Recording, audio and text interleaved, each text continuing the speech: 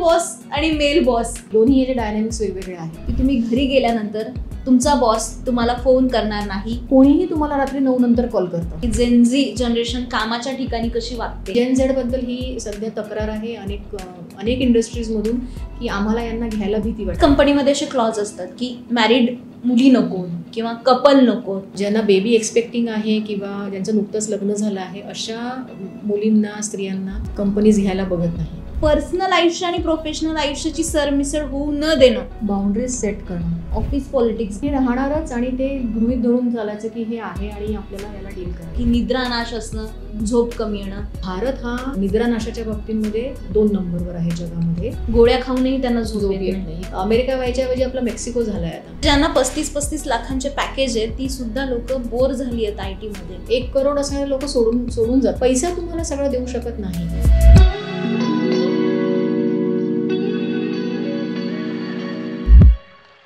कामाच्या ठिकाणी म्हणजे ऑफिसमध्ये तुम्ही कसे वागताय, कसे दिसताय, कसे बोलताय, तुमचा बॉस तुमच्याशी कसं बोलतोय, कसं वागतोय, तुमचे कलिग्स तुमच्यासोबत कसे वागत आहेत, कसे बोलत आहेत, या सगळ्या गोष्टी इंटरलिंक्ड आहेत. यामागे एक सायकोलॉजी, एक सायन्स आहे आणि हेच सायन्स कसं वर्क करतं, ही सायकोलॉजी कशी वर्क करते हे सांगण्यासाठी आपल्याकडे आलेले आहे डॉक्टर वृषाली राऊत. तुमचं खूप स्वागत आहे आमच्या युट्यूब चॅनलवरती. सरस असं बोललं जातं की तुमचे पर्सनल इश्यूज ऑफिसमध्ये आणू नका.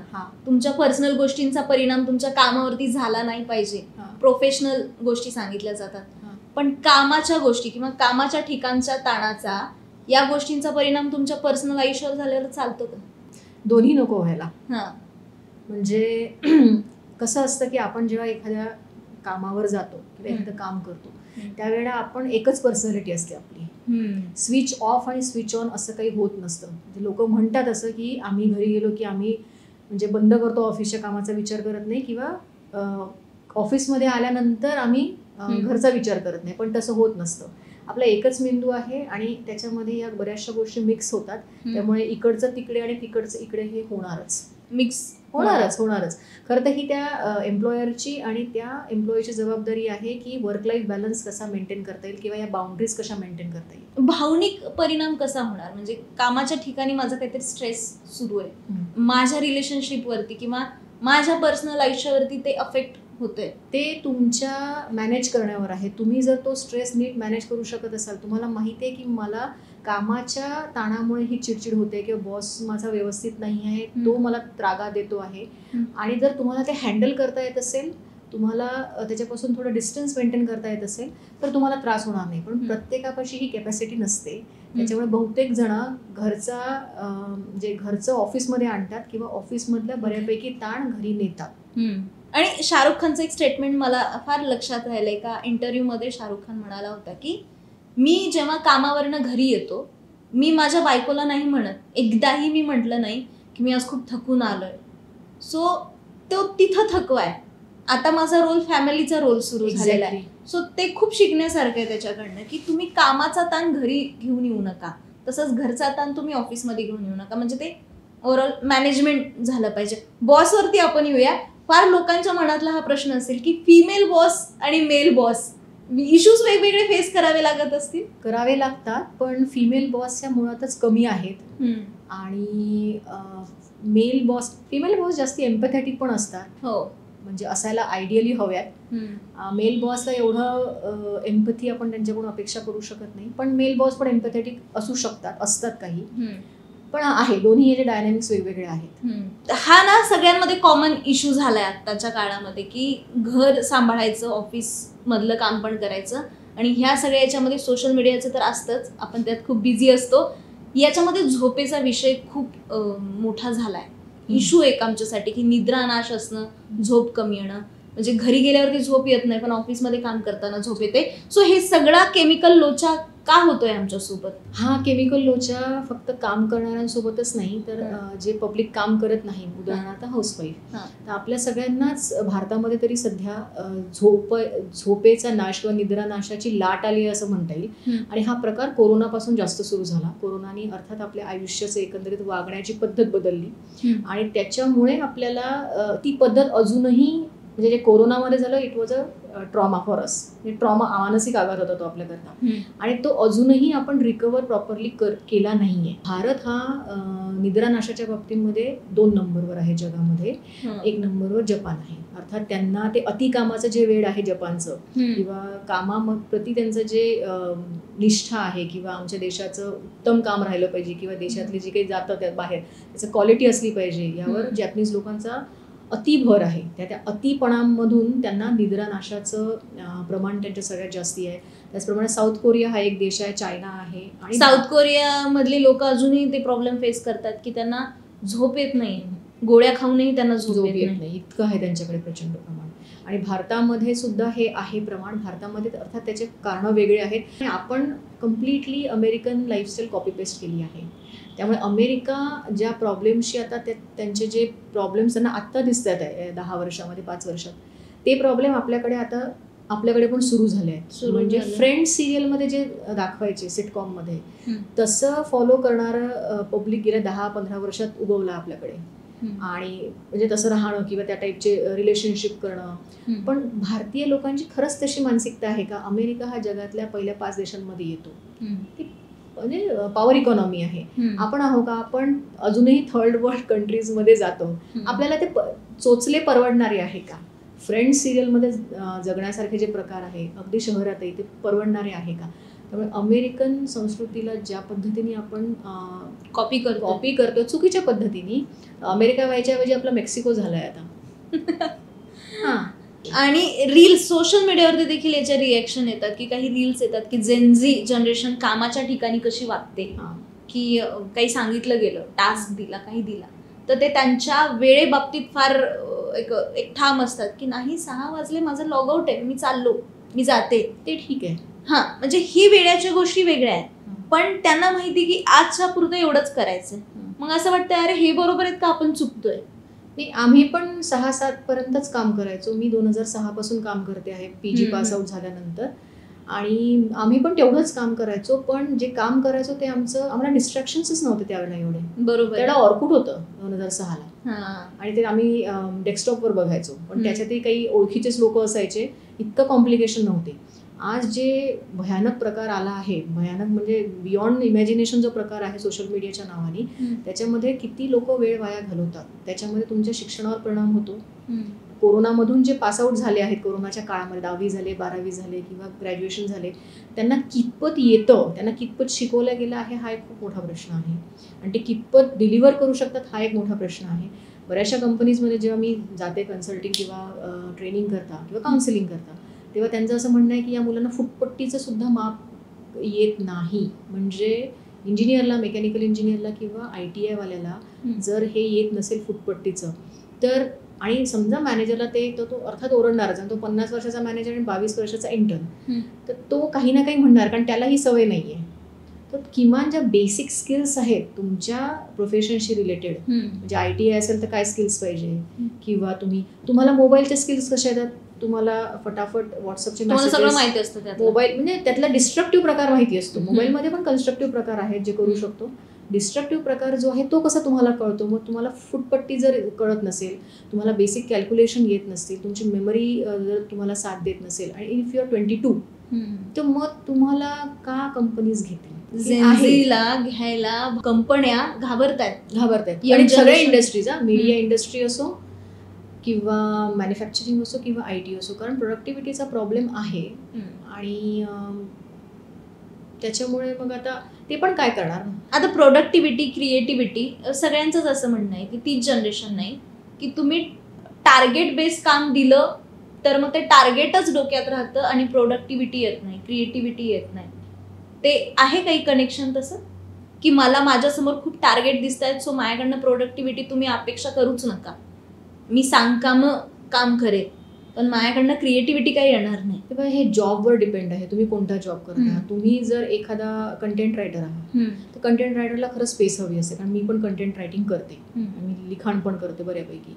त्याला स्पेस हवी असते, त्याला मोकळा वेळ हवा असतो, त्याला डोक्यावर खरंच टांगती तलवार नको असते की आताच डिलिव्हरेबल पाहिजे आणि हे पाहिजे. पण सध्या कसं झालं ना, क्वालिटीला विसरून लोक फक्त क्वांटिटीच्या मागे धावतात आहे. आणि त्यांना कमीत कमी वेळामध्ये जास्तीत जास्त आउटपुट हवा आहे. ते सोशल मीडियाचे रील्स असो किंवा ते तुमचं म्हणजे जे काही प्रोडक्शन असो, पण ज्या कामाला जेवढा वेळ लागायचा त्या कामाला तेवढा वेळ लागतो. आणि जो कोणी असेल एम्प्लॉयर, त्याची जरी अशी मानसिकता असेल किंवा जो कोणी बॉस असेल, तो जर टीमकडून अशा पद्धतीने काम करून घेत असेल तर तिथे क्रिएटिव्हिटी किंवा इनोव्हेशन येणार नाही. त्याला खूप शांतता, खूप वेळ, तुम्ही कुठलेही जुने इन्व्हेन्शन बघा, लिहिण्यासाठी वेळ कमी लागतो पण विचार करायला वेळ जास्त लागतो. आणि विचार करण्याची आपली जी क्षमता आहे ती सोशल मीडियामुळे अत्यंत खालच्या लेवलला आली आहे. मी काल परवाच पोस्ट लिहिला होता याच्यावर की पॉपकॉर्न ब्रेन झालाय बा लोकांचा. पॉपकॉर्न ब्रेन म्हणजे ते खोल पद्धतीने विचार करू शकत नाही, ते एका जागी बसून वाचन जास्ती करू शकत नाही किंवा एखादं काम सोशल मीडियाचं काही वेळ बघितल्याशिवाय त्यांच्याच्याने पूर्ण होते किंवा म्हणजे मोबाईल हातात घेतल्याशिवाय. उगाच मोबाईल हातात घ्यायचा आणि काहीतरी चाळायचं मग ठेवून द्यायचं असं. तर हे जे डिस्ट्रॅक्शन्स आहेत हे वाढले आहेत आणि याच्यामुळे देखील प्रोडक्टिव्हिटीवर प्रचंड परिणाम होऊन राहिला आहे. प्रोडक्टिव्हिटी म्हणण्यापेक्षा काम असो किंवा शिक्षण असो, आयुष्यातले नातेसंबंध असो, या सगळ्यांवरच बदलत्या मेंदूचा परिणाम होतो. बरोबर. आणि हा वाढणार जर याच्यावर पॉलिसी मेकर्सनी आणि स्वतः लोकांनी जर काही काम नाही केलं. आणि काही असे जॉब असतात, असे काही प्रोफाईल असतात किंवा कामाचा तसा भागच असतो की तुम्ही 8 ते 9 तास काम केलं, लॉग आउट केलात आणि घरी गेलात, तुमचा जॉब तिथं संपत नाही, तुम्हाला काय अलर्ट मोडवर राहावं लागतं. ते किती हार्मफुल आहे. हार्मफुल आहेच ना. आणि असे जॉब्स बघा तुम्ही गेल्या 20 वर्षात जास्ती उदयाला आले. उदाहरणार्थ 24/7 न्यूज. 24/7 न्यूज हा आपल्या मेंदूसाठी नॅचरल पॅटर्न नाही. कारण त्यांनी असं होतं की मेंदूला सतत भीतीची भावना असते आणि आपला भावनिक मेंदू जो आहे अमिगडाला, तो अलर्ट मोडमध्ये जातो. सोशल मीडियाचं फीड असो किंवा 24/7 ब्रेकिंग न्यूज ज्या म्हणतात ना, प्रत्येक न्यूज कशी ब्रेकिंग होणार आहे आणि त्यांचा दिवसभर रतीप सुरू असतो. आणि तिथे पण अर्थात काम करणारी जी मंडळी आहे त्यांना पण मानसिक आरोग्याचे त्रास आहेत. कारण एवढं सतत कसं आहे, आपल्याकडे मेंदूला जितकं शांतता राहील, जितकं बॅलन्स राहील ना, तितका मेंदू खूप चांगल्या पद्धतीने काम करतो. थोड्या वेळाकरता ताण आला, मेंदू अलर्ट मोडमध्ये जातो, तुम्हाला हेल्प करतो की ते काम फिनिश करायचं, फोकस तुमचा वाढवतो. पण असं नेहमी जर मेंदूला जर तुम्ही देत बसाल, ती मेंदूची नैसर्गिक अवस्था नाही आहे. मेंदूला नैसर्गिकपणे शांतताच हवी असते. आपण म्हणतो बुद्धीला जितका जास्त ताण दिला जाईल तितका कस लागेल आणि तितकं काम होईल. MPSCच्या स्टुडंट्सचं पण मी बघते या लोकांचं की ते 15 तास अभ्यास, तो अघोरी प्रकार आहे. तुम्हाला स्मार्ट वर्क करता आलं पाहिजे. आता हे MPSCचं इतकं करायची काही गरज आहे का? ज्या पद्धतीने ते अघोरीच म्हणते मी त्याला, अघोरी पद्धत आहे ती काम करायची, अभ्यास करायची, असं नसतं करत कोणी. आणि त्याच्यातून काय येतं, आणि मुळात ते पाठांतर करून परीक्षा देणं आहे. आयुष्यामध्ये त्याचा काही उपयोग होत नाही. त्या लोकांना किती पीपल स्किल्स असतात आणि आज किती MPSCचे अधिकारी किंवा UPSCचे अधिकारी रंगेहात पकडले जातात. इतकी लाच घेतली तितकी लाच घेतली.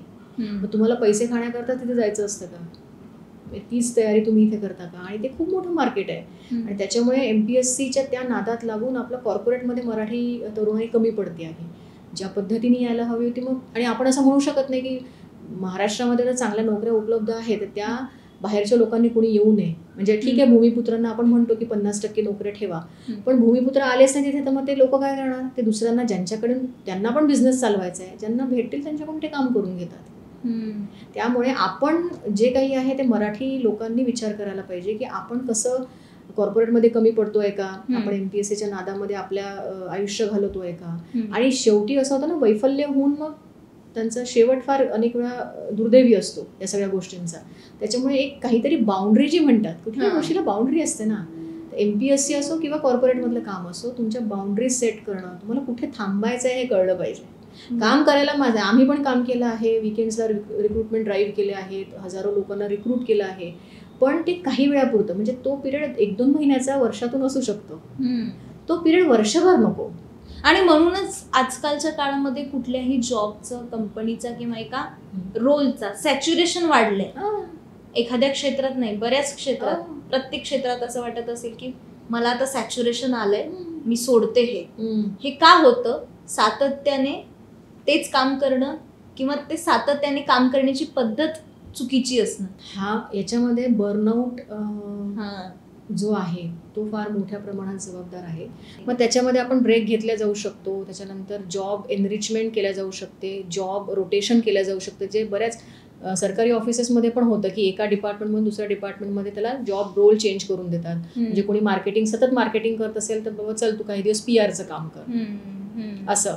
तर हे त्यात मी परत तेच म्हणते की त्या कंपनीच्या पॉलिसीज कशा HR पॉलिसीज, त्या ऑर्गनायझेशनच्या मध्ये ह्युमन रिसोर्सला कसं डील केलं जातं आहे त्याच्यावर पण आहे. त्यांच्यामध्ये प्रमोशनचे काय क्रायटेरिया आहे, त्यांच्यामध्ये परफॉर्मन्स अप्रायझलचे काय क्रायटेरिया आहे, हे सगळं त्या सिस्टीमवर डिपेंड आहे. आणि मल्टीटास्किंग बरेच लोकांचे जॉब प्रोफाईल असतात, त्या लोकांना एकाच वेळी 4 गोष्टी पाहायला लागतात. म्हणजे 4 लोकांकडे लक्ष द्या, 4 कामं पहा. याच्यामुळे कोणत्याच एका कामावरती तो फोकस नाही करू शकत. बरोबर. आणि ह्याचा परिणाम होतो पुन्हा त्याच्या आउटपुटवरती, त्याच्या प्रोग्रेसवरती. सो हे पण गोष्ट आहे. पण माणसाकडे कुवत असती तेवढी मेंदूची की मी एकाच वेळी 4 कामाकडे लक्ष देते.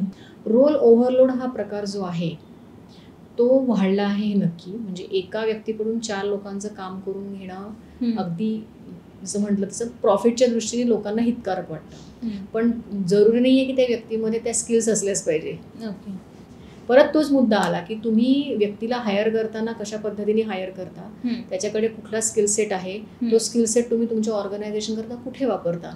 तो जर ऑर्गनायझेशनला माहीत असेल कुठे वापरायचं आहे की हा खूप चांगला मॅथमॅटिशियन याच्यात आहे, तर त्याला जर तसं काम ऑर्गनायझेशन देऊ शकलं तर अर्थात ऑर्गनायझेशनचाही फायदा आहे, त्या व्यक्तीचाही फायदा आहे.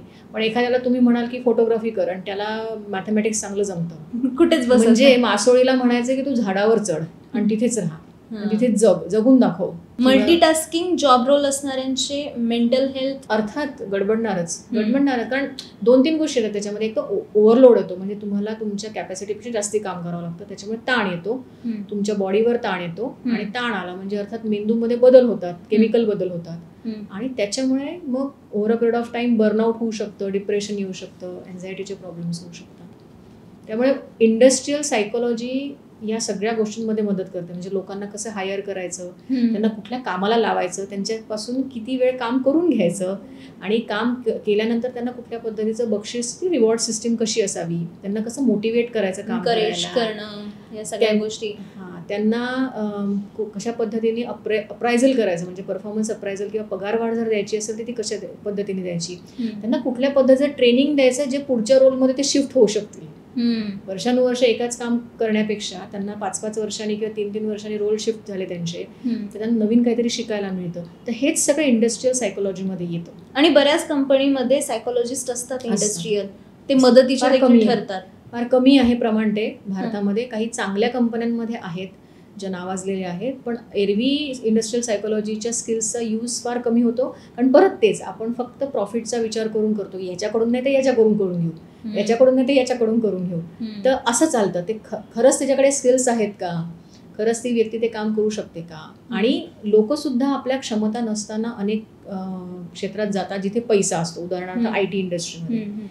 तर IT मध्ये जे गर्दी झाली आहे किंवा IT मधले जे प्रॉब्लेम्स आहेत त्यातला मुख्य मुद्दा हाच आहे की लोक पैसे कमवण्याकरता IT मध्ये आले आहेत. हो, कारण की पॅकेज चांगले मिळतात, कम्फर्ट मिळतं तिथे, त्यांचे ऑफिसेस खूप ग्लॅमरस असतात, त्यांच्याकडे विकेंड्स त्यांचे वेगळे असतात, त्याच्याकरता लोक येतात. त्यांना लॉंग टर्म करिअर पाहिजे का म्हणून ते लोक कंटाळतात पण लवकर. कारण कामाच्या ठिकाणून येणारं सॅटिस्फॅक्शन हे फार महत्वाचं आहे. तुम्ही काय काम करता हे फार महत्वाचं आहे तुम्हाला. म्हणजे ज्यांना 35-35 लाखांचे पॅकेज आहेत ती सुद्धा लोक बोर झाली आहेत IT मध्ये. 1 करोड असणारे लोक सोडून जातात, ते दुसरं काहीतरी करतात. पैसा तुम्हाला सगळं देऊ शकत नाही. म्हणजे आपल्याला पण आश्चर्य वाटतं ना जेव्हा आपण बातम्या वाचतो की अरे 1 कोटीचं 4 कोटींचं पॅकेज सोडून हा तरुण असं काहीतरी अमुक करायला लागला आहे. आपल्याला असं वाटतं एवढे पैसे सोडून तो कसं काय जाऊ शकतो. पण त्याला तेव्हा ती गरज भासली असेल, त्याला लक्षात आलं असेल की 5 कोटींचं पॅकेज घेऊन मी आयुष्यात काही करत नाही, मला काही सॅटिस्फॅक्शन मिळत नाही. सो हे करून मिळते ज्यात महिन्याला 30,000 मिळतात. सो हे कामाचे वेगवेगळे प्रकार हे तुमच्या मानसिक क्षमतेवरती किंवा तुमच्या मानसिकतेवरती, बौद्धिक क्षमतेवरती परिणाम करणारे ठरतात. म्हणजे मी मीडिया सोडून कुठल्या तरी ट्रॅव्हल एजन्सीमध्ये काम केलं, मस्त रोज फिरतीये, सो माझं मानसिक आरोग्य छान राहील. पण मग तिथं तरी मी कुठेतरी विचार करणार नाही अरे माझी भूक ती आहे, मला ते करायचंय. मग आपण आपलं मन पण आपल्याला शांत राहू देत नाही. सो कामाच्या अपेक्षा, कामाची गरज, तर मला वाटतं प्रत्येकाची टेंडन्सी वेगळी आहे. याचं मी उत्तर द्यायला मला आवडेल. कामाची आपली आयडेंटिटी जुळवून घेऊ नये जे झालं आहे मागच्या 20 वर्षामध्ये. लोकांना काम एवढं आवडतं की त्यांना त्यांचा जोडीदार नको असतो, त्यांना त्यांची मुलं नको असतात, लोकांना त्यांचे छंद नको असतात, त्यांना आरोग्याचं काय आहे त्यांची स्थिती हे कळत नाही. मला काम मिळतं कारण कामाची पद्धत अशी झाली आहे एकंदरीत. ते तुमचा जरी व्यक्तिमत्वामध्ये काही दोष असतील तर ते काम केल्यानंतर लोकांना तुम्ही छान वाटू लागतात. तुम्ही पैसे आणता म्हणून तुम्ही आजूबाजूच्या लोकांना छान वाटता. मग भले मग तुम्ही त्यांच्याशी कसेही वागा किंवा ते तुमच्याशी कसेही वागतील, पण हा सगळा जो ट्रान्झॅक्शन बेस्ड व्यवहारापुरती नाती जी वाढली आहेत किंवा तसंच आपल्याकडचं स्वरूप आहे नात्यांचं, त्याच्यामुळे लोक काम करायला बघतात. कारण त्यांना असं वाटतं की कंडिशनल लव्ह आहे ना, म्हणजे तू एवढा पगार कमव किंवा एवढे मार्क मिळव मग मी तुझ्यावर प्रेम करतो किंवा प्रेम करते. मगाशी पण आपण बोलताना हा मुद्दा घेतला होता की तुम्हाला नाती म्हणजे त्या व्यक्तीचा पैसा तुम्हाला हवा आहे की त्या व्यक्तीचा वेळ तुम्हाला हवा आहे. म्हणजे जोडीदाराचा तुम्हाला वेळ हवा आहे की जोडीदाराचा फक्त पैसा, तू पैसे देऊन टाक, तुझा काही कर, मला काही करायचं नाहीये, पण तुम्हाला ही गाडी घेऊन दे, तुम्हाला असा फ्लॅट घेऊन दे. ही जर वृत्ती असेल समाजामध्ये तर अर्थात लोक काम करून कसेही काम करून फक्त पैसे कमवायला बघतील ना, आणि त्यांनी प्रॉब्लेम निर्माण होणारच आहे जे आता आपण बघतोय. आणि हे जे म्हणलं की कामाच्या मागे धावणं, वर्कहॉलिक असणं, हे तुमच्यासाठी खूप हार्मफुल आहे. नाही, वर्कहॉलिक जर तुम्ही असाल तर नक्कीच तुम्ही थोडी तुमची मेंटल हेल्थ चेक करून बघा. कारण कामाच्या ठिकाणून तुम्ही सगळं तुमचा आनंद घेऊ शकत नाही. तुम्हाला वेगवेगळे डोमेन्स असतात लाईफमध्ये, काम हा त्यातला एक डोमेन आहे. उदाहरणार्थ नाती तुमचा एक महत्त्वाचा डोमेन आहे, तुमचं आरोग्य आहे, तुमचा छंद आहे. मुळात आपल्या नात्यातला एकटेपणा इतका वाढला आहे, नाती कमी होत चालली आहे, नात्यांना वेळ, म्हणजे मैत्री असो ते फक्त तुम्हाला सेलिब्रेशन करता किंवा आनंदाकरता हवी आहे. दुःखामध्ये तुम्ही त्या नात्यांना किती वेळ देता, तुम्ही किती तुमच्या मित्रमैत्रिणींना दुःखात किंवा त्यांच्या अपयशामध्ये मदत करता? नाही, कोणालाच करायची नाही आहे, मॅक्झिमम लोकांना करायची नाही आहे. त्यांना फक्त तो चांगला असेल ना, तो यशस्वी असेल ना तरच लोक त्याला विचारतात. म्हणजे ऑफिसमध्येही होतं, समजा आपण काळजीपोटी कोणाला विचारायला गेलं, कोणी नाराज दिसतंय तर काय झालं तुझ्या आयुष्यात बाबा, नाही आम्हाला स्पेस हवी, आम्हाला नका विचारू, आम्ही आमचं बघून घेऊ, अशी उत्तरे येतात अलीकडच्या पिढीकडनं. मग तेव्हा कनेक्ट होता येत नाही त्या लोकांसोबत. तुम्ही तुमच्या आयुष्याचा 1/3 आयुष्य ऑफिसमध्ये काढताय, कामाच्या ठिकाणी काढताय. ती लोक खरं तर तुमचे पार्टनर आहेत, मित्रमैत्रीण आहेत, तुमच्या सुखदुःखात साथ देणार आहेत, पण तुम्ही त्याला कायम कलिग म्हणून पाहणं, ह्या गोष्टी देखील मदत करणाऱ्या ठरतीलच ना जेव्हा तुम्ही डिस्कस कराल पर्सनल आयुष्य ऑफिसमध्ये. आजकालच्या एम्प्लॉईजला कामगार युनियन हा प्रकार माहीत नसेल, कारण IT मध्ये युनियन तर प्रकारच नाही आहे, कारण लॉजच नाही आहे. इतर अनेक इंडस्ट्री जिथे असे लेबर लॉज नाही आहेत किंवा युनियन्स पण नाही आहेत. ह्या का बरं नाही आहेत? आणि ही जी एकत्रित राहण्याची भावना किंवा आपलं कोणीतरी आहे, आपल्याकरता कोणीतरी काम करेल किंवा आपल्या प्रश्न सोडवायला कोणी येईल बा, असं आजच्या एम्प्लॉईजला, किती एम्प्लॉईजला वाटतं की नाही ठीक आहे, मला अशा पद्धतीनेच काम करायचं आहे, माझ्याकरता कोणीही धावून येणार नाही. तर हे आत्महत्येचं प्रमाण वाढणं एम्प्लॉईजमध्ये किंवा बर्नआउटचं प्रमाण वाढणं, तर कायदे वर्षानुवर्ष तसेच असणं, त्याच्यामध्ये काही बदल पण नाही आहे ना. तर हे कोणाला करायचं, हे आपल्याला सगळ्यांना एकमेकांकरता करायचं आहे. आणि जेव्हा एकमेकांकरता काहीतरी अटॅचमेंटची जी भावना असते तेव्हा मग या सगळ्या गोष्टी बदलतात. आता सध्या हाच प्रॉब्लेम आहे की आपण असं म्हणतात की कोणालाच कोणाची पडली नाही आहे. म्हणजे कोरोना आपलं काम भलं आपण भलं, हा बोललं जातं लोकांचं. मग जर तुम्ही असं म्हणता की मी दुसऱ्याला मदत करणार नाही, जेव्हा तुम्हाला मदतीची वेळ येईल खरंच कोण मदत करेल? बरोबर, तुम्ही मदत करू नका, मग दुसऱ्याकडून मदतीची अपेक्षा करू नका, मग तुम्हाला एकटेपणा येणार नाही का? You have to invest in relationship so that relationship can give you back. म्हणजे जेव्हा वेळ येते त्यावेळेला तुमच्या नाती तुमच्यासाठी धावून येतात, पण त्याच्याकरता तुम्हाला आधी त्याच्यामध्ये इन्व्हेस्ट करावं लागेल ना, त्याला वेळ द्यावा लागेल. म्हणजे नाती शिकवावी लागत आहेत लोकांना, मनुष्य जातीला. हे किती दुर्दैवी आहे. समुपदेशक फोन करा, फोन करा तुम्ही लोकांना, व्हिडिओ कॉल करा. नुसते चॅटिंग करत बसतात लोक आणि नुसते एकमेकांचे व्हॉट्सअप स्टेटस बघत असतात, आणि नंतर एखादं व्हॉट्सअप स्टेटस चुकीचं येतं आणि त्याच्याकडे कोणीही लक्ष देत नाही, देन मग त्या व्यक्तीची बातमी येते तुम्हाला. बरोबर. मग हा किती निगरगट्टपणा आहे. आणि तेव्हा आपण सल्ले देतो की आम्ही होतो, तुम्ही नव्हतात का, तुम्ही तरी बोलायचं, तुम्ही तरी सांगायचं, हे घडलं नसतं, नंतर बोलून फायदा काय? नंतर आपण आताच बोलत नाही ना, एकमेकांशी बोलायलाच पाहिजे. भांडले तरी चालेल पण प्रत्यक्ष बोला एकमेकांशी. लोक फक्त सोशल मीडियावर आभासी जगामध्ये असतात, त्यांची नाती तिथेच असतात, ती अशी प्रत्यक्षात फार कमी आहे. बऱ्याच कंपनीमध्ये असे क्लॉज असतात की मॅरिड मुली नको किंवा कपल नको, किंवा कंपनीतले कपल जे काही आहेत पुढे जाऊन लग्न करतील असे काही क्लॉज असतात. याचं मॅरिड कपल कंपनीत एका जागी एका ठिकाणी काम करण्यात काय प्रॉब्लेम आहे यांना? ते लॉज नाही आहे, ते त्यांनी कंपनीने त्यांच्या सहूलियतनुसार करून घेतलेल्या गोष्टी आहेत. त्याला लॉज मध्ये नाही आणू शकत तुम्ही. मग ते त्याची टेंडन्सी आहे त्या एम्प्लॉयरची की तो जर असा बायस असेल जो कोणी असेल की मी कपल्सला घेत नाही किंवा मॅरिड वुमन, म्हणजे हे कोणी लिहिलं नसेल पण ज्यांना बेबी एक्सपेक्टिंग आहे किंवा ज्यांचं नुकतंच लग्न झालं आहे अशा मुलींना स्त्रियांना कंपनीज घ्यायला बघत नाही. हे अघोषित आहे आपल्याकडे. कामाच्या ठिकाणचं ह्या ज्या काही गोष्टी आहेत तर तिथनं राईट टू डिस्कनेक्ट होण्याचा आपल्याला अधिकार असायला पाहिजे का? म्हणजे ऑस्ट्रेलियात एक लॉ पास झाला होता मध्यंतरी की तुम्ही घरी गेल्यानंतर तुमचा बॉस तुम्हाला फोन करणार नाही, तुम्हाला मेल करणार नाही, मेसेज करणार नाही व्हॅलिड रिझन शिवाय. सो डिस्कनेक्ट होता आलं पाहिजे तुमच्या ऑफिसपासून तुम्ही घरी गेल्यानंतर. ह्या गोष्टी किती महत्त्वाच्या आहेत? ही गोष्ट सगळ्या दृष्टीने महत्त्वाची आहे. कारण जर तुमचा एम्प्लॉई खुश असेल आणि तो त्याच्या कुटुंबाला आणि त्याच्या इतर गोष्टींना वेळ देऊ शकत असेल तर त्याचा परिणाम तुमच्या कामावर पण होतो. म्हणजे तो कामाच्या ठिकाणी पण खुश राहील. पण जर तुम्ही त्याच्याकडून जसं म्हटलं ना राईट टू डिस्कनेक्ट, त्याला त्याची स्पेसच दिली नाही, त्याला सतत कनेक्टेड ठेवलं कामाशी, अर्थात तो त्याच्या फॅमिलीशी डिस्कनेक्ट होईल, त्याच्या हेल्थशी डिस्कनेक्ट होईल आणि त्याचा परिणाम तुमच्या कामाच्या प्रोडक्टिव्हिटीवर होईल.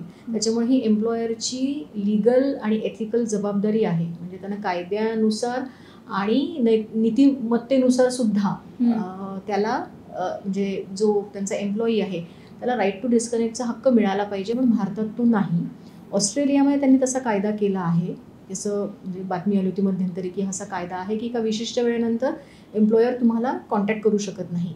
म्हणजे याला बाउंड्रीज आखणं म्हणतात की बाउंड्रीज त्यांनी सेट केल्या आहेत की आम्ही इतकंच करणार, याच्या पुढे जाणार नाही. भारतात तसं होऊ शकत नाही. भारतामध्ये व्हॉट्सअपवर तुम्हाला कधीही लोक मेसेजेस पाठवतात आणि ते वाचावे तुम्ही आणि त्याचा रिप्लाय द्यावा. व्हॉट्सअप हे जाऊ द्या, म्हणजे साधारण एम्प्लॉयर एम्प्लॉईचं नातं जाऊ द्या, कोणीही तुम्हाला रात्री 9 नंतर कॉल करतं. हे तुमच्या लक्षात आलं का? कोणीही असो. म्हणजे आपण सुद्धा साधारण म्हणजे व्यवहारामध्येही पाळत नाही की रात्री 8 वाजले आहेत, 8, 8:30 एखाद्या फिमेलला कॉल करू नये किंवा 9 वाजले आहेत एखाद्या फिमेलला कॉल करू नये किंवा कोणालाही कॉल करू नये. म्हणजे त्यांची एक लिमिट असते ना. आपण जर हे साधारण व्यवहारात पाळत नाही तर आपल्या एम्प्लॉयरनी आपल्यासाठी पाळावं हे आपण का अपेक्षा करावी? म्हणजे हे जनरल झालंय भारतामध्ये आता की बाउंड्रीजच नाहीये. कोणी तुम्हाला रात्री कॉल करतं, कधीही उठून कॉल करू शकतं, सकाळी कॉल करू शकतं. आणि आमच्यासारखे जे आता ज्यांचे नंबर बऱ्यापैकी बिझनेसचे लोक आहेत ज्यांचे नंबर आहेत ते कधीही कॉल करू शकतात. म्हणजे त्यांना कधीही कॉल येतात. सकाळी 6ला येतील, रात्री 2ला येतील. तर हे लोकांना तरी कळतं का की आपण बाउंड्रीज फॉलो करतोय, की समोरच्याला पण काही मर्यादा आहेत म्हणून. आणि तेच कल्चर आपलं आता वर्क प्लेसमध्ये रिफ्लेक्ट होत आहे की तुम्हाला कधीही मेसेजेस येतात, कधीही कॉल्स येतात. आणि कसं झालंय ना, workaholism is also disease. It's an escape की जो इतका कामाशी कनेक्टेड असतो त्याला स्वतःचं पर्सनल लाईफ नसतं आणि त्याच्यामुळे तो दुसऱ्याचं पर्सनल लाईफ डिस्टर्ब व्हावं याच्याकरता कधी कधी प्रयत्न करतो. म्हणजे अननोईंगली करतो, पण करतो. म्हणजे त्याला हे कळत नाही की मला लाईफ नाहीये, याचा अर्थ असा नाही की दुसऱ्याला लाईफ नसेल बा म्हणून. पर्सनल आयुष्य आणि प्रोफेशनल आयुष्याची सरमिसळ होऊ न देणं याच्यावरती सोल्युशन मला सांगा. बाउंड्रीज सेट करणं, हे आपल्या साईडनी बाउंड्रीज सेट करणं. म्हणजे उदाहरणार्थ मी 9:30ला माझा फोन DND वर जातो आणि त्याच्यानंतर मला कॉल्स येत नाही. ते सकाळी 7 वाजेपर्यंत तसेच असतात. कॉल्स मेसेजेस काहीच नाही. त्याच्यानंतर माझं मी स्वतःला, आणि मी हे स्वतःवर राखून घेतलंय की मी दुसऱ्याला कॉल करणार नाही. त्यामुळे मी अपेक्षा करू शकते की मला पण कोणी कॉल करू नये 9:30 नंतर. तुम्हीच म्हटलं की मी 10ला कॉल करते कोणाला, रात्री 10:30ला कॉल करते किंवा मेसेजेस टाकते, तर तुम्ही समोरच्याकडून कशी अपेक्षा करता की त्यांनी तुम्हाला मेसेज टाकू नये किंवा कॉल करू नये. त्यामुळे तुम्हाला जर बदल करायचा असेल तर सुरुवात स्वतःपासून करा. तुम्ही कितपत तुमच्या बाउंड्रीज सेट करता की मला कॉल्स येऊ नये आणि मी पण कोणाला कॉल करणार नाही. आणि शक्यतो एम्प्लॉयरनी हे करायला हवं की आपण म्हणजे कसं होतं ना, पॉवर दाखवायला जातात लोक की यांनी माझा मेसेज कसा वाचला नाही, यांनी माझा कॉल कसा घेतला नाही. तर ही थोडीशी कंट्रोलिंगची भावना आहे याच्यामध्ये. मला तरी असं वाटतं की कंट्रोलिंग मोडमध्ये जास्ती जातं लोकांचं की असं कसं त्यांनी माझा एम्प्लॉई असून सुद्धा कॉल उचलला नाही. पण तुम्ही एम्प्लॉईचे एम्प्लॉयर आहात, तुम्ही देव नाही आहात किंवा आणखी तुम्ही कोणी अशी सुप्रीम एंटिटी नाही आहात की जी त्या व्यक्तीला पूर्णपणे कंट्रोल करते आहे. त्याच्यामुळे तुम्ही सुद्धा कोणाच्या तरी, म्हणजे जो बॉस असतो तो पण कोणाचा तरी एम्प्लॉई असतो, त्याला पण म्हणजे कोणाला तरी उत्तर द्यायचं असतं. त्याच्यामुळे तुम्ही प्रत्येकाने ही सुरुवात स्वतःपासून करायला हवी, जेणेकरून सगळ्यांचंच वर्क लाईफ बॅलन्स राहील. आणि याच्यामध्ये एक इश्यू असा होतो की ओव्हर टाईम किंवा वर्किंग आवर हे दोन्हीकडनं सिरियसली घेतले जात नाही आणि त्याच्यामुळे त्या गोष्टी त्याच्या पर्सनल आयुष्यावरती अफेक्ट करतात. म्हणजे जसं एम्प्लॉई हक्काने म्हणतो की माझं लॉगआउट टाइम झालंय, मी जाणार, पण जेव्हा लॉग इन करतो तेव्हाही त्याने ते वेळ पाळणं तितकंच गरजेचं आहे. म्हणजे तुम्ही ती शिस्त पाळली, तुम्ही तुमचे वर्किंग आवर कम्प्लीट केले, फक्त आवर कम्प्लीट केले, वेळ घालवला ऑफिसमध्ये हा मुद्दा नाही, त्या वेळेत तितकं काम करणं तेही कंपनीची अपेक्षा असू शकते, असायलाच हवी. म्हणजे तेवढीच ती एम्प्लॉईची सुद्धा जबाबदारी आहे. बरोबर आहे. आणखी एक प्रश्न असा की ऑफिस कल्चर, बरेच लोक जॉब सोडण्याच्या मेलमध्ये किंवा राजीनामा टाकताना त्यांचं एक कारण असतं. खूप काही एम्प्लॉई खूप स्पष्ट बोलतात की मला ऑफिस कल्चर आवडलं नाही, मी ती कंपनी सोडली. ऑफिस कल्चर एम्प्लॉईला कसं हवं असतं, कसं असावं? ऑफिस कल्चरच्या ज्या काही थिअरीज आहे त्यानुसार जिथे एम्प्लॉयर आणि एम्प्लॉईमधलं नातं जे आहे ते बऱ्यापैकी सुरक्षित असेल किंवा एम्प्लॉईला फिजिकली आणि सायकोलॉजिकली पण सेफ वाटत असेल, ते कल्चर चांगलं मानलं जातं. पण कसं आहे, भारतामध्ये कधी कधी या गोष्टीचा दुरुपयोग पण होतो की समजा थोडंसं म्हणजे सूट दिली एम्प्लॉईला तर ते एम्प्लॉई पण त्याचा गैरफायदा घेतात, हे पण आहे. हे दोन्ही साईडनी होतं. त्याच्यामुळे हा बॅलन्स स्ट्राईक करणं हे त्या मॅनेजमेंटला आणि त्या HR ला कळायला हवं, कुठे बॅलन्स स्ट्राईक करायला हवा. म्हणजे आणि ते हे दिसून येतं, म्हणजे कल्चर चांगलं आहे ना हे त्या कंपनीचे जे लोकांची प्रोडक्टिव्हिटी आहे किंवा त्यांचे अगदीच सोशल मीडिया पोस्ट असो, त्यांचं फॅमिली लाईफ असो, त्यांचे हेल्थ इश्यूज असो, या सगळ्या याच्यातून दिसून येतं की आपण ओळखू शकतो. म्हणजे जिथे खूप बऱ्यापैकी म्हणजे ओव्हरवेट एम्प्लॉईज आहेत, आपल्याला कळतं की अरे इथे काहीतरी गडबड आहे. Either they are overwork, they are not taking care of their health, और म्हणजे कंपनीच्या कल्चरमध्ये काहीतरी गडबड आहे का हे कळू शकतं. आणि किंवा जर कंपनी अनेक वेळा असं होतं की अनेक सुविधा देते पण एम्प्लॉईज, हे भारतात जास्ती होतं, एम्प्लॉईज त्याचा वापर करून घेत नाही. उदाहरणार्थ जिमची फॅसिलिटी, अनेक कंपन्यांमध्ये उत्तम जिम आहेत, मॅन्युफॅक्चरिंगमध्ये पण आहेत, पण किती वेळा लोक त्याचा वापर करून घेतात? काही नाही तर तुम्ही 2 ते 3 वेळा तरी वर्कआउट करू शकता.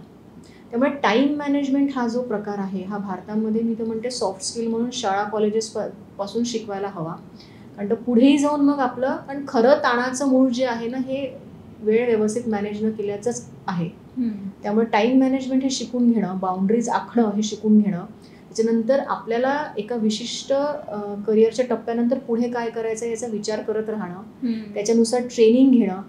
एखाद्या जॉबमध्ये आपल्याला समजा कुठे आपण अडखळतो आहोत, आपल्याला कळतंय की आपण अडखळतो, तर ते मान्य करून ती स्किल शिकून घेणं.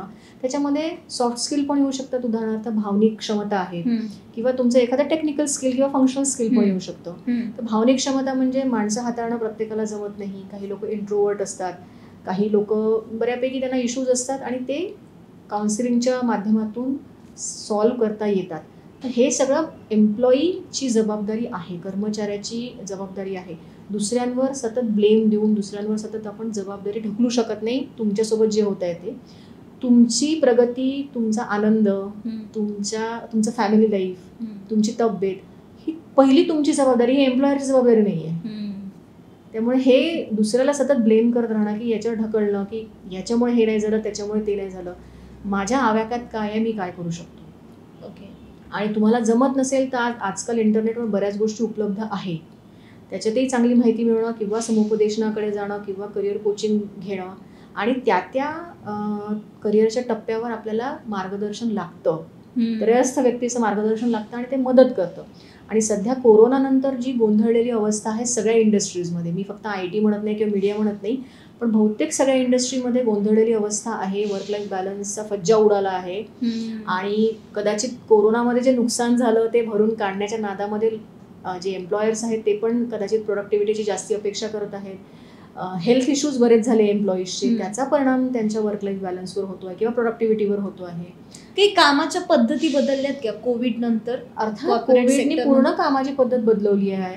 वर्क फ्रॉम होम वाढलं आहे किंवा काही कंपन्यांना आता ते म्हणतात आहे की आता लोकांनी पूर्वीसारखंच ऑफिसमध्ये येऊन काम करावं, पण जवळपास 3 ते 4 वर्ष लोकांनी वर्क फ्रॉम होम केलं आहे. म्हणजे जिथे शक्य आहे तिथे केलं आहे. तर त्याच्यामुळे आपल्या आयुष्य जगण्याची पद्धत बदलली आहे आणि आता आपल्याला ऑफिसमध्ये जाऊन काम करायची विशेष इच्छा होत नाही अनेकांना. तर लेथर्जिक थोडंसं ते आपण स्लो झालो आहे कोरोना नंतर. त्याला आपले हेल्थ इश्यूज पण जबाबदार आहेत आणि कोरोना हा ट्रॉमा होता, तो मानसिक आघात होता. हे मी माझ्या दुसऱ्या पुस्तकात फार सविस्तर लिहिलं आहे की कोरोनानंतर आपल्या मेंदूची एकंदरीत रचना म्हणजे बऱ्यापैकी बदलली आहे. कारण we experience trauma for 4 years. म्हणजे ती महामारी होती, जागतिक महामारी होती आणि जे एखाद्या ट्रॉमॅटाईज व्यक्तीला जे निकष लागतात तेच निकष आपल्या सगळ्यांना लागतात. त्यामुळे आपला मेंदू बऱ्यापैकी गोष्टी प्रोसेस करून थकला आहे. कोरोनामध्ये आपण खूप प्रोसेस केलं, खूप आव्हानं नवीन पेलली. त्यात बिझनेसची आव्हानं होती किंवा शिक्षणाची होती किंवा आपल्या फॅमिलीची होती. डेथ झाल्यात अनेकांकडे. एकाच वेळेला लोकांनी अनेक प्रॉब्लेम फेस केले, आर्थिक केले, कुटुंबातला कुणीतरी एक जण गेला, असं काहीतरी झालं. त्या सगळ्यांचा परिणाम आपल्या आता कामावर झाला आहे, कामाच्या ठिकाणांवर झाला आहे. पोस्ट कोविड वर्क प्लेसेसवर कोणीही बोलत नाही. ओके. आणि तो एक ट्रॉमा होता आणि कोविड नंतर ज्या पद्धतीने वर्क प्लेसेसनी काम करायला हवं होतं, सायकोलॉजिस्टची हेल्प घ्यायला हवी होती, तसं काही होत नाहीये. आणि आपण तिथल्या तिथे आपला हा जो संवाद असो किंवा आपले जे प्रश्न आहेत हे तिथल्या तिथेच आहेत. इनफॅक्ट ते वाढून राहिले आहेत. पण मूळ मुद्दा काय आहे की कोविडने आपल्या सगळ्यांच्या सोबत काय केलं बा, म्हणजे एखाद्या एम्प्लॉईजच्या घरी कोणी गेलं असेल तर अर्थात ते ग्रीविंग आणि जे शोकावस्था आहे ती 2 ते 3 वर्ष राहते. मग त्याचा त्याच्या कामावर परिणाम होतो. अनेकांची लग्न झालीत कोविडमध्ये किंवा अनेकांचे डिवोर्सेस पण झालेत कोविडमध्ये किंवा अनेकांच्या आर्थिक जे हेल्थ इश्यूज झाले त्याच्यामुळे आर्थिक ताण वाढले त्यांच्यावरचे. तर त्यांनी पण ताण येतोच ना आणि त्या सगळ्यांचा परिणाम आपल्या कामाच्या ठिकाणी होतो आहे. तर ह्याच्यावर बोलायची पण गरज आहे, याच्यावर काम करायची गरज आहे, ऍक्टिव्हली काम करायची गरज आहे, त्या व्यक्तींनी पण आणि त्या एम्प्लॉयरनी पण. बरोबर. बरेच मोठ्या कंपनीज असतात जिथे ते अफोर्ड करू शकतात सायकोलॉजिस्ट आणणं, काउन्सिलिंग होतं. पण छोटे स्टार्टअप्स असतात, छोट्या कंपन्या असतात, तिथं हे नाही, प्रॅक्टिकली शक्य नाही. मग असं काय की बाबा मला काउन्सिलिंग पाहिजे, कंपनी ते देऊ शकत नाही, तर काय केलं पाहिजे कंपनीने पण आणि एम्प्लॉईने पण? याच्यामध्ये 2 भाग आहेत. एक तर कंपनी काय करू शकते, तर कंपनी नक्कीच पूर्ण वेळ जरी सायकोलॉजिस्ट राहिला नाही तर अधूनमधून ते काहीतरी अरेंज करू शकतात एम्प्लॉईज करतात जर त्यांना त्रास होत असेल तर, किंवा काही वेळाकरता सायकोलॉजिस्ट अवेलेबल करून देऊ शकतात. आता हा झाला एम्प्लॉयरचा भाग. आता एम्प्लॉईजनी काय करावं? माझं इंस्टाग्राम किंवा माझं ट्विटर तुम्ही बघता, जिथे मी खूप साध्या भाषेमध्ये सामान्य लोकांकरताच मानसिक आरोग्यावर गोष्टी लिहित असते. किमान अशा पद्धतीने तुम्हाला कुठे वाचून आणि माहिती घेऊन कळत असेल की आपल्यामध्ये काहीतरी प्रॉब्लेम सुरू आहे, तर मी तिथे पण सांगते, इथे पण सांगते की तुम्ही कृपया करून एक तर थांबा, स्वतःच्या सवयींमध्ये बदल करा आणि जे काही तुम्हाला सूचना तिथे मिळतात, अशा अनेक हँडल्स आहेत जे बऱ्यापैकी चांगल्या गोष्टी सांगत असतात. उदाहरणार्थ सोशल मीडियापासून ब्रेक घ्या किंवा झोपेचं टायमिंग तेच ठेवा किंवा खाणं पिणं जे आहे ते तुमचं घरचं असू द्या किंवा थोडा तरी व्यायाम करा. आजकाल योगा तर फार इझिली अवेलेबल आहे, योगा करू शकतात. सकाळचं फिरणं आहे किंवा जॉगिंग आहे ते करू शकतात.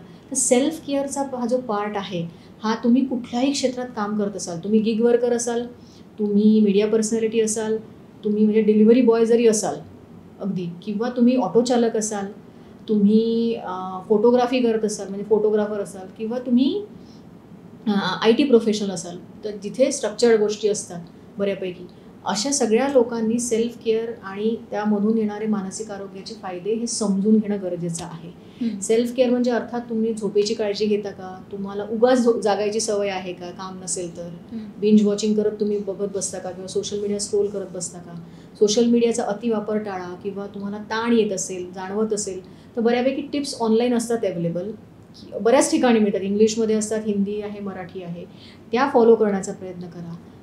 एक्झरसाईज रेग्युलरली करा, ब्रेक घ्या कामापासून, ते फार गरजेचं आहे. म्हणजे शनिवार रविवारचा किंवा रविवारचा ब्रेक सोडला तर 3-3 महिन्यातून ब्रेक घेणं. अगदी तुम्हाला जास्त त्रास होत असेल तर विपश्यना करा, अगदीच खूप त्रास असेल 10 दिवसाची 5 दिवसाची विपश्यना करायला काहीही हरकत नाही, म्हणजे तुम्ही रिचार्ज होता. तर सगळ्या एम्प्लॉईजला माझं हेच सांगणं आहे की रिचार्ज व्हा.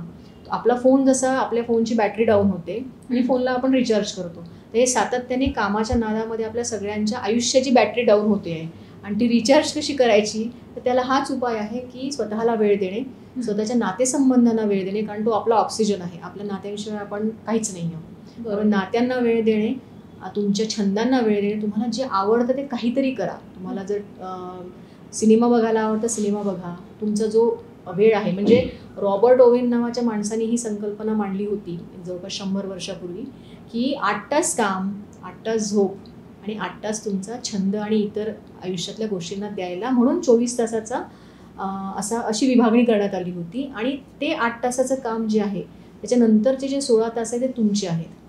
त्याचं काय करायचं, कशा पद्धतीने त्याला वापरायचं, कशा पद्धतीने आपल्या आयुष्यात आनंद आणायचा, हे ज्याचं त्यांनी ठरवायचं आहे.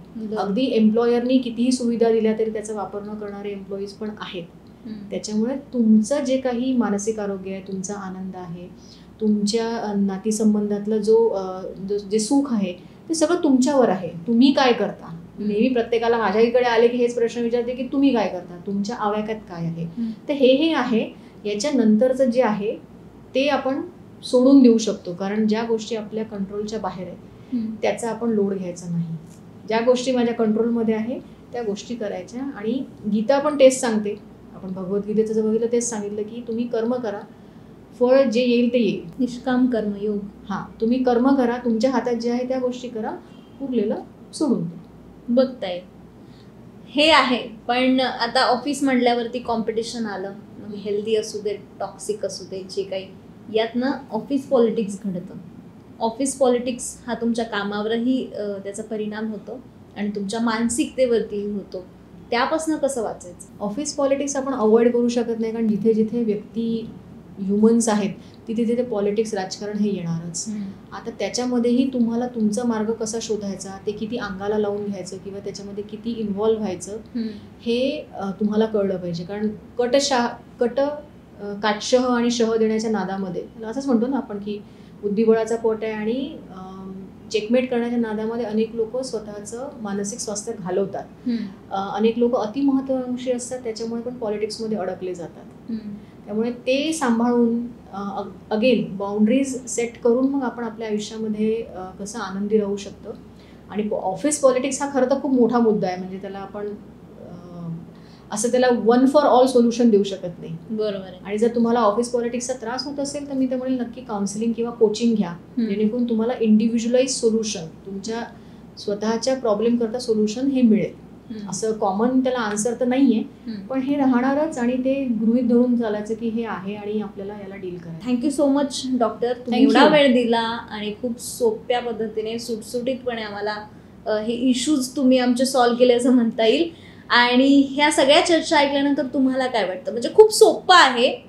आपलं काम चांगलं होण्यासाठी, प्रोडक्टिव्हिटी आणण्यासाठी एक शिस्त लावणं, एक मानसिक शिस्त लावणं गरजेचं आहे. ते यातनं तुम्हाला निश्चितच कळलं असेल. त्यामुळे ही चर्चा तुम्ही शेवटपर्यंत ऐकली, थँक्यू सो मच. आणि अशाच चर्चा ऐकण्यासाठी लगावती यूट्यूब चॅनल पाहत राहा. आमच्या सर्व सोशल मीडिया अकाउंट्सला फॉलो करायला विसरू नका.